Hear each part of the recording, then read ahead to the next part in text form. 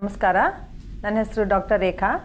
ನಾನು gynaecologic oncologist, Shankara cancer hospital, Bengaluru. ಇಲ್ಲಿಂದ ಇವತ್ತು ನಾನು ನಿಮಗೆ ಗರ್ಭಗರುಡಿನ ಕ್ಯಾನ್ಸರ್ ಅಂದರೆ ಸರ್ವೈಕಲ್ ಕ್ಯಾನ್ಸರ್ ಇದನ್ನ ತಡೆಗಟ್ಟೋದು ಹೇಗೆ ಅಂತ ಕೆಲವೆಲ್ಲ ಮಾಹಿತಿಯನ್ನು ಹೇಳೋದಕ್ಕೆ ಇಷ್ಟಪಡ್ತೀನಿ.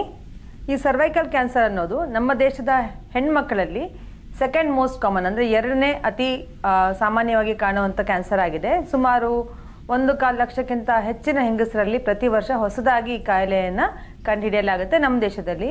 ಹಾಗೆಯೇ ಸುಮಾರು 40-50 ಸಾವಿರ ಜನಗಳು ಈ ಕಾಯಿಲೆಯಿಂದ ಪ್ರಾಣವನ್ನು ಕಳ್ಕೊಳ್ತಾರೆ ನಮ್ಮ ದೇಶದಲ್ಲಿ ಮಾತ್ರ ಪ್ರತಿ ವರ್ಷನೂ.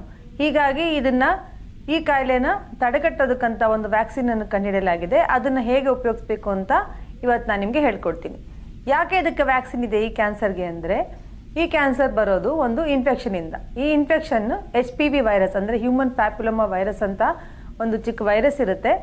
ಆ ಇನ್ಫೆಕ್ಷನ್ನು ಹೆಣ್ಮಕ್ಳಿಗೆ ಅವರು ಸಂಭೋಗ ಕ್ರಿಯೆಯನ್ನು ಶುರು ಆಗಿದ್ಮೇಲೆ ಬರೋದಕ್ಕೆ ಚಾನ್ಸ್ ಇರುತ್ತೆ. ಅಂದರೆ ಸುಮಾರು 50-80% ಜನಗಳಲ್ಲಿ ಈ ಇನ್ಫೆಕ್ಷನ್ ಸಾಮಾನ್ಯವಾಗಿ ಆಗೇ ಆಗುತ್ತೆ. ಈ ಇನ್ಫೆಕ್ಷನ್ ಆದಾಗ ಯಾವುದೇ ರೀತಿ ಜ್ವರ, ಹೊಟ್ಟೆ ನೋವು, ಬಿಳಿ ಮುಟ್ಟು ಆ ಥರ ಯಾವುದೇ ಸಿಂಪ್ಟಮ್ಸ್ ಆಗೋದಿಲ್ಲ. ಯಾವುದೇ ರೀತಿ ಅವ್ರಿಗೆ ಮಾಹಿತಿ ಗೊತ್ತಾಗಲ್ಲ ಅವ್ರಿಗೆ ಇನ್ಫೆಕ್ಷನ್ ಆಗಿದೆ ಅಂತ. ಬಟ್ ಅದು ಇನ್ಫೆಕ್ಷನ್ ಬಂದಾದಮೇಲೆ, ಸಣ್ಣ ವಯಸ್ಸಲ್ಲಿ ಬಂದಿದ್ದಾದಮೇಲೆ ಸುಮಾರು 35-40 ವರ್ಷ ಆದಮೇಲೆ ಅಥವಾ 50 ವರ್ಷ 60 ವರ್ಷ ಆಗಿದ್ಮೇಲೆ ಅದು ಕೆಲವೊಬ್ಬರಲ್ಲಿ ಕ್ಯಾನ್ಸರ್ ಆಗಿ ಮಾರ್ಪಾಟಾಗಿ ಹೋಗುತ್ತೆ.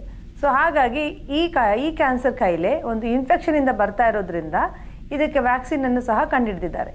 ಈಗ ಹೇಗೆ ನಾವೆಲ್ಲ ಕರೋನಾ ಟೈಮಲ್ಲಿ ಕರೋನಾ ವೈರಸ್ ಬಂತು, ಅದಕ್ಕೆ ಇನ್ಫೆಕ್ಷನ್ ಅಂತ ಗೊತ್ತಾಯಿತು, ಅದು ಪರೀಕ್ಷೆಗಳಾಯಿತು, ಆಮೇಲೆ ಹೇಗೆ ವ್ಯಾಕ್ಸಿನ್ ಬಂದು ಹೇಗೆ ಎಲ್ಲ ಕಂಟ್ರೋಲ್ ಆಯಿತು, ಅದೇ ಥರ ಈ ಕ್ಯಾನ್ಸರ್ಗೂ ಕೂಡ ವ್ಯಾಕ್ಸಿನ್ ಇರೋದ್ರಿಂದ ಎಲ್ಲರೂ ತಗೊಂಡ್ರೆ ಇನ್ನು ಮುಂಬರೋ 70-80 ವರ್ಷಗಳಲ್ಲಿ ಈ ಕ್ಯಾನ್ಸರ್ನ ಸಂಪೂರ್ಣವಾಗಿ ತೊಲಗಿಸ್ಬೋದು ಅಂತ ವರ್ಲ್ಡ್ ಹೆಲ್ತ್ ಆರ್ಗನೈಸೇಷನ್ ಅವರು ಈಗ ಈ ಯೋಜನೆಯನ್ನು ಕಂಡುಹಿಡ್ಕೊಂಡಿದ್ದಾರೆ.